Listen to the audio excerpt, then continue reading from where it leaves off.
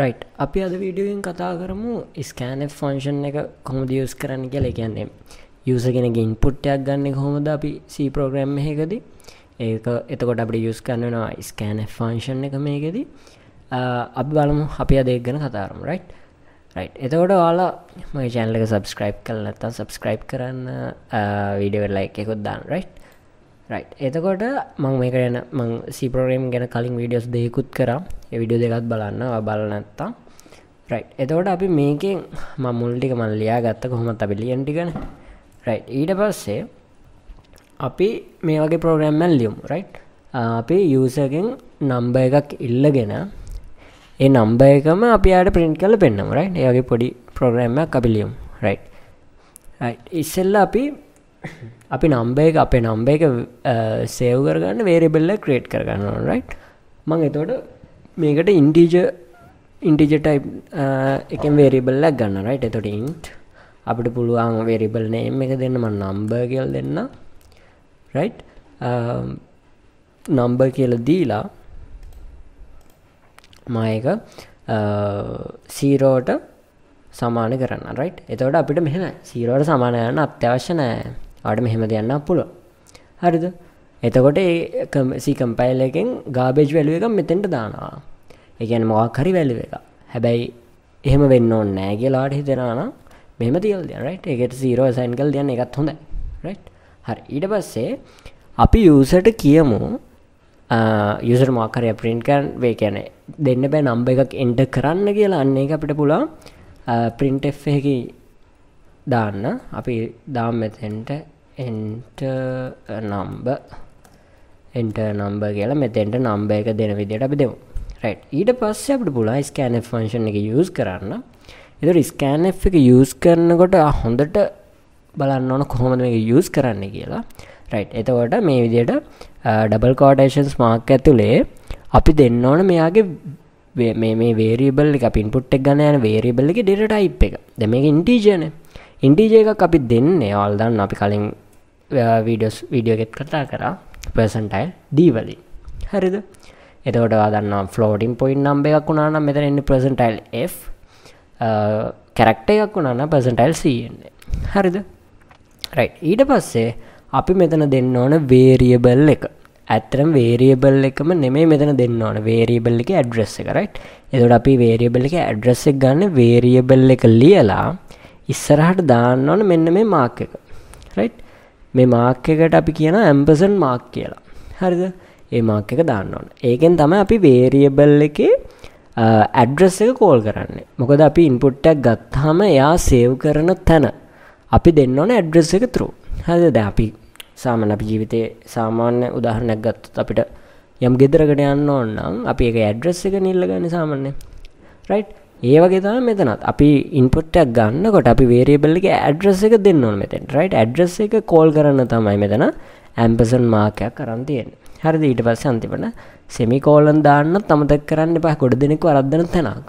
semicolon එකක් දැම්මේ නැතොත් ඔයාට එනවා මේ syntax error එක. දැන් මම මේ උඩ පෙළේ semicolon එක අයින් කරලා මම මේක නිකන් මේ compile කරලා පෙන්නන්න. මම මේ project එක කලින් save කරගත්තා simple4.c කියලා. ඔයාට file save ගිහිල්ලා file එක save කරගන්න පුළුවන්. right ඊට පස්සේ මම මේක compile කරලා බලන්න අපිට error එකක් පෙන්නනවාද කියලා. right අපිට මෙන්න මේ විදිහට error එකක් පෙන්නනවා. අපිට මේ highlight කරලා පෙන්නන්නේ 7 වෙනි පේලිය. right ඒ කියන්නේ එතනින් තමයි යම් වැරද්දක් තියෙන්නේ. කියන්නේ ඊට උඩ පේලිය තමයි ඇත්තටම මෙතන semicolon එක හලපේගෙන වැරද්ද. එතන එතකොට යාළුවට errors එහෙම යටින් බලා ගන්න පුළුවන්. මෙතන යට බලන්න. මෙතන ගියහම තියෙනවා මේ බලන්න. line 7 column 2 කියලා තියෙනවා. අපේ program එකේ නම තියෙනවා. error expected semicolon before scanf. ඒ කියන්නේ මේ scanf එකට කලින් semicolon එකක් තියෙන්න ඕන කියලා යා error එකක් පෙන්නනවා අපිට. හරිද? එතකොට වගේ errors read කරන්න පුළුවන් මෙතන. ඇත්තටම ලොකු help එකක් මෙතන දෙන්නේ. right එතකොට මෙතන අපි semicolon එක දැම්ම. දැන් හරි. දැන් syntax errors නැහැ. right හරි ඊට පස්සේ අර ඒවට කියන්නේ syntax errors කියලා. හරි මොකක් හරි code එකේ මොන හරි දෙයක් හල්ලා තිබ්බොත් දැන් මෙතන ඒ double quotation mark එක හල්ලා තිබ්බොත් එතන අවුලක් තියෙනවා. right ඒක syntax error එකක් විදිහට තමයි සලකන්නේ. හරිද? right ඒ වගේම තව තියෙනවා logical errors කියලා, syntax errors and logical errors කියලා දෙකක් තියෙන්නේ. logical errors ගැන අපි ඉස්සරහදී කතා කරමු. හරිද? logical errors කියලා කියන්නේ කෝඩ් එක හරි, ඒ කියන්නේ syntax හරි. හැබැයි ඇතුලේ වෙන දේ වෙනස්. ඒ කියන්නේ ආට සංඛ්‍යා දෙක එකතු කරන්න ඕන. හැබැයි සංඛ්‍යා දෙකේ වෙන්නේ අඩු කිරීමක් නම් එතන syntax ඒක එතන තියෙන syntax error එක නෙමෙයි logical error එක. right? syntax එක හරියට වැඩ කරන logic එක වැඩ නැහැ හරියට. right? ඊට පස්සේ අපි user ගේ number එක ඉල්ල ගත්තා. අපි දැන් user number එක පෙන්නමු. right? එතකොට printf දාලා අපි දාමු you have entered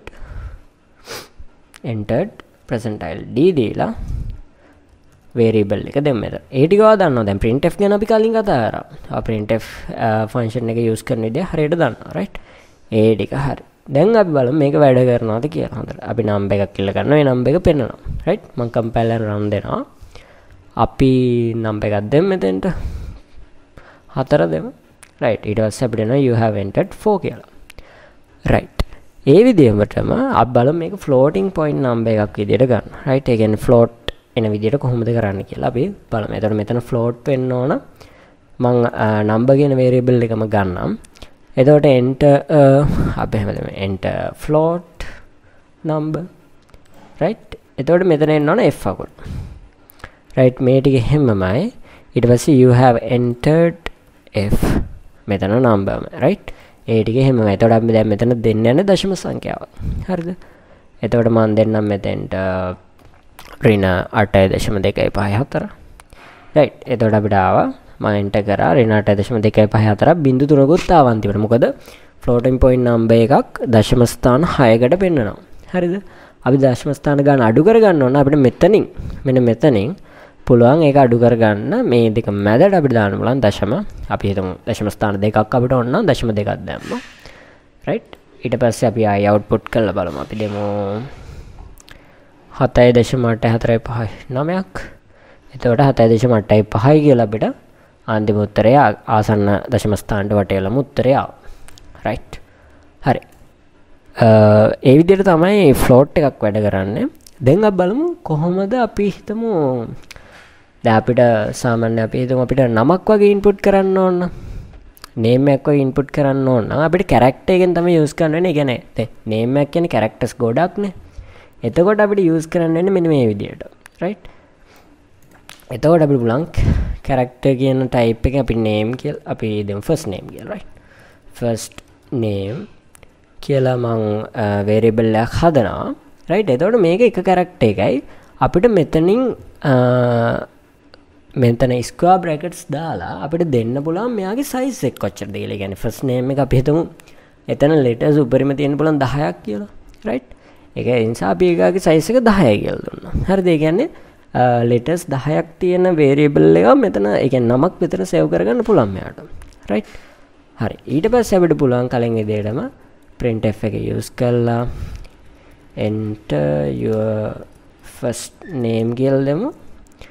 right? ඊට පස්සේ my scanf එක use කරලා එතකොට අපි මෙතන දාන්න ඕන percentile c නෙමෙයි. හරිද? ඒ කියන්නේ c දාන්නේ character එකක් input කරන්නනේ.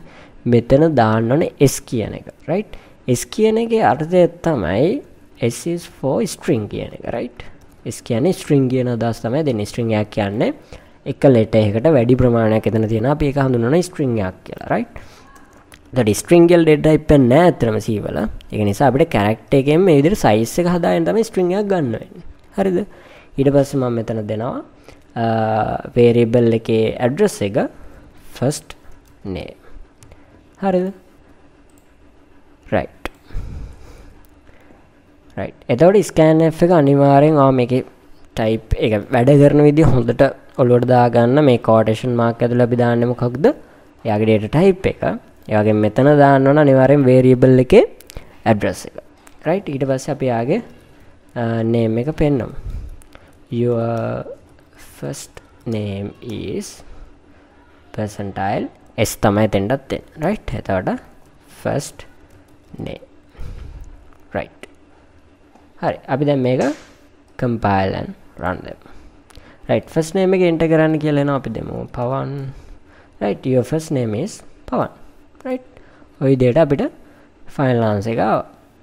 රයිට් අපි හිතමු මෙතන වැරදිලාවට 100 අකුරක් දුන්නා රයිට් එතකොට කැරක්ටර් එකක් අවුට්පුට් වෙන්න ඕනේ ඒ කියන්නේ එක කැරක්ටර් එකේ අවුට්පුට් වෙන්නේ අපි බලමු එතකොට කොහොමද වෙන්නේ කියලා රයිට් අපි මෙතන දෙමු පවන් කියන එකම රයිට් එතකොට එතන වෙන සිම්බල් එකක් තමයි එතනට ආවේ රයිට් ඒ කියන්නේ මොකක් හරි වැරද්දක් තියෙනවා රයිට් ඉට්ස් ලයික් මේක නිකන් ලොජිකල් එරර් එකක් හරිද ඒක ආකාරයෙන් ගත්තාම සින්ටැක්ස් ප්‍රශ්නයක් නෑ නැත්නම් එතකොට මෙතන s තමයි එන්න ඕන හරිද ඒ කියන්නේ අපිට ස්ට්‍රින්ග් එක ඒ කියන්නේ ෆුල් නමම අවුට්පුට් කරන්න ඕන මෙතන එතකොට ওই විදිහට තමයි scanf ෆන්ක්ෂන් එක යූස් වෙන්නේ කැරක්ටර් එකකට ඒ වගේම අපි බැලුවා ෆ්ලෝට් එකකට ඉන්ටිජර් එකකට ওই විදිහට තමයි scanf ෆන්ක්ෂන් එක යූස් කරලා අපි ඉන්පුට් එකක් අරගන්නේ හරිද මම හිතනවා ඔයාලට වීඩියෝ එක පැහැදිලි ඇති කියලා මොනවා හරි ප්‍රශ්න තියෙනවා කමෙන්ට් සෙක්ෂන් එකේ දාන්න ඒ වගේම වීඩියෝ එක ලයික් කරන්න සබ්ස්ක්‍රයිබ් කරන්න අපි ඊළඟ වීඩියෝ හම්බෙමු